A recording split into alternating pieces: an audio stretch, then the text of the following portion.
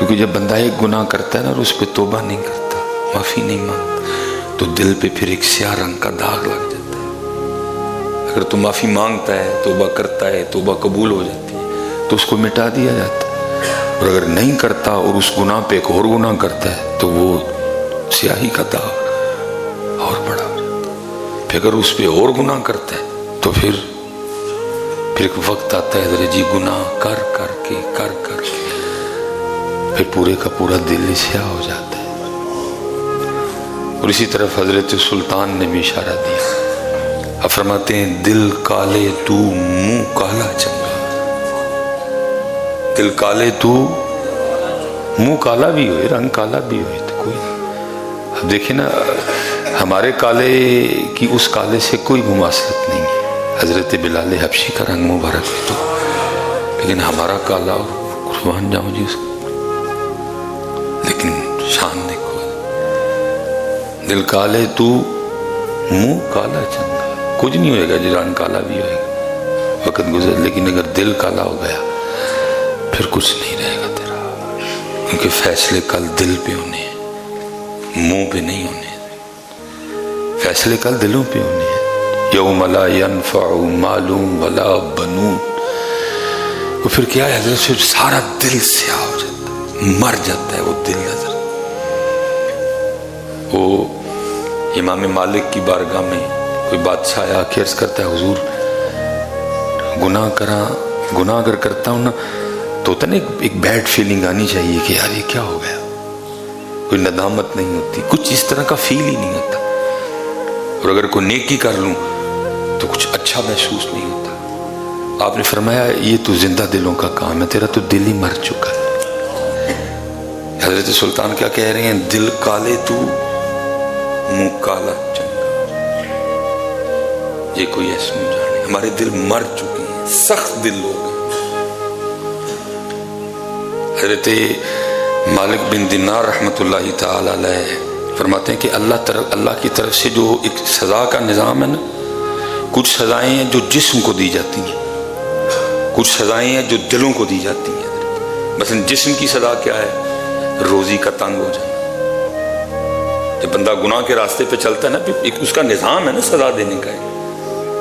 کچھ سزائیں ہیں جو جسم سے تعلق رکھتی ہیں، کچھ سزائیں ہیں جو روح سے، دل سے تعلق رکھتی ہیں۔ فرماتے وہ سزا جو دل کو جسم کو دی جاتی ہے وہ مثلا کیا ہے، روزی کا تنگ ہونا، عبادت کی توفیق چھن جانا، یہ جسم کی سزا ہے، روزی تنگ ہو گئی، عبادت کی توفیق چھین لی گئی۔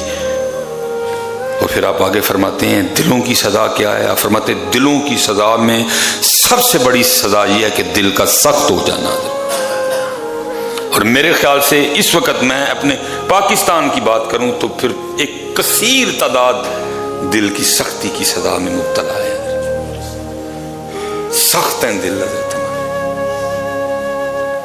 حضرت وہ اکثر کہتے ہیں یہ بندہ پتھر دل ہے، پہلے میں بھی کہہ دی، لیکن جب اللہ نے قرآن پڑھنے کی توفیق عطا کی میں کہتا ہوں پتھر نہیں، مردہ دل ہے، کیونکہ قرآن میں اللہ پتھروں کے لیے بھی کہہ رہے ہیں کہ پتھر بھی میرے خوف سے روتے ہیں۔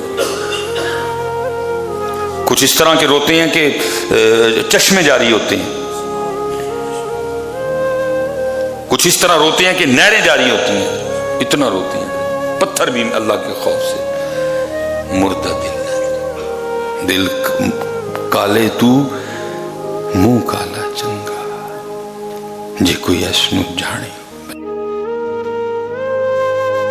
عمل نہیں ہے، انفارمیشن معلومات بہت زیادہ ہے، لیکن کیا ہے، صرف انفارمیشن ہی ہے، عمل کوئی نہیں۔ اب جس بندے کو چھیڑ لیں، ہر بندہ ہی پوری لائبریری ہے، لیکن عمل، اس لیے اقبال نے کہا زندگی عمل سے بنتی ہے، صرف انفارمیشن سے نہیں جی۔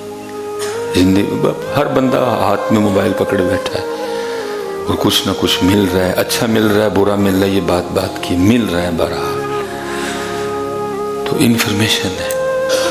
لیکن بات کیا ہے، زندگی عمل سے بنتی ہے، جنت بھی جہنم بھی، یہ خاکی اپنی فطرت میں نہ نوری ہے نہ ناری ہے۔ اس لیے داتا صاحب نے کشف المحجوب کی ابتدا میں لکھا کہ سب سے مشکل ترین کام اپنے علم پہ عمل کرنا ہے. کئی بار کہا، آج بھی کہوں، جتنا جتنا ایک عام پاکستانی کے پاس بھی علم ہے نا، اگر وہ بھی اس پہ عمل کرے تو پاکستان جنت بن جائے. وہ والی جنت تو نہیں بن سکتی، لیکن جہاں جنت سے مراد، کیونکہ اس کو اس سے کوئی نہیں ہو سکتا معاملہ. جنت سے مراد یہ ہے کہ امن و امان آئے.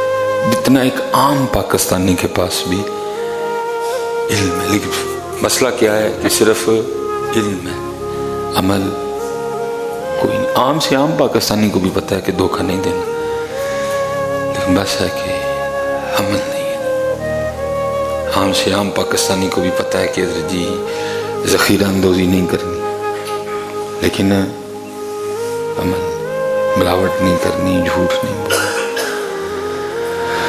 بس پھر اس بے عملی نے کیا کیا، جہاں اور بڑے گل کھلائے، یہ بھی ہوا کہ اس بے عملی کی وجہ سے، ان گناہوں کی نحوست کی وجہ سے دل سخت ہو